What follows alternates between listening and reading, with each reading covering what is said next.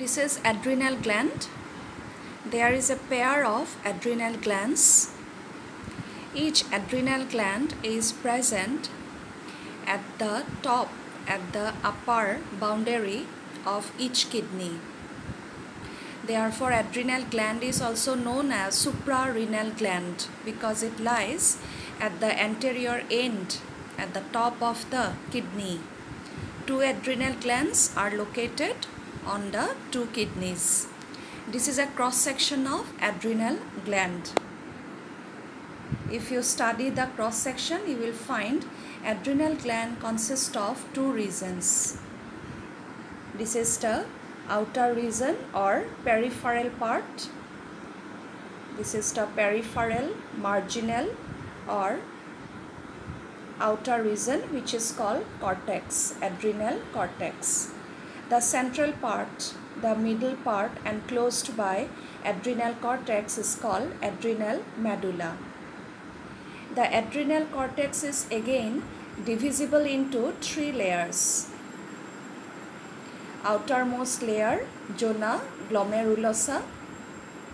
Middle layer, zona fasciculata. Innermost layer, zona reticularis. The three different layers secrete three different types of hormones and they have different functions. Now, adrenal medulla, adrenal cortex, they have different functions. They secrete different hormones having different functions. The adrenal medulla secretes two hormones, epinephrine, norepinephrine, or adrenaline, noradrenaline. These two hormones are called catecholamines because they are derivatives of amines. Adrenal medulla secretes epinephrine, norepinephrine, or adrenaline, noradrenaline. These are derivatives of amines. They are called catecholamines. Adrenaline and noradrenaline are called hormones of emergency, hormones of flight or hormones of fight because these two hormones are secreted by adrenal medulla in the body at the time of emergency conditions, at the time of stress. Whenever we face any stressful situation or emergency situation, adrenal medulla increases the secretion of adrenaline, noradrenaline so that we get strength and energy to adjust, to cope with the situation. We can overcome the situation. We can adjust. We can cope up with the emergency situation. During the stressful condition, epinephrine and norepinephrine increase alertness, dilation of pupil of the eye, piloerection, that means hairs of the body raise, sweating, etc. Epinephrine and norepinephrine also increase the heartbeat, contraction of the heart muscles, rate of respiration during emergency or stressful conditions. Epinephrine and norepinephrine also stimulate breakdown of glycogen and increases concentration of glucose because glycogen is a polymer of glucose. When glycogen breaks down, it gives off glucose molecules. So breakdown of glycogen increases concentration of glucose. Epinephrine and norepinephrine also stimulate breakdown of lipids and proteins. Now adrenal cortex. Adrenal cortex is the outer region. It secretes hormones which are called corticoids because all the hormones of adrenal cortex are steroids. So they are collectively called adrenocorticoids. The corticoids are two different types, glucocorticoids, mineralocorticoids. Glucocorticoids maintain carbohydrate metabolism. Mineralocorticoids maintain mineral or electrolyte balance. The most important glucocorticoid is cortisol. The most important glucocorticoid produced by adrenal cortex is cortisol. The most important mineralocorticoid produced by adrenal cortex is aldosterone. Please remember these two names, cortisol and aldosterone. Now, glucocorticoids stimulate gluconeogenesis. That means gluconeogenesis. That means breakdown of non-carbohydrate source, gluconeogenesis.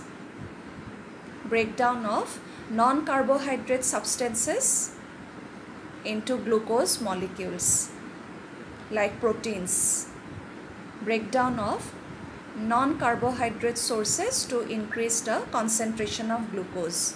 Lipolysis, breakdown of lipids. Proteolysis, breakdown of proteins.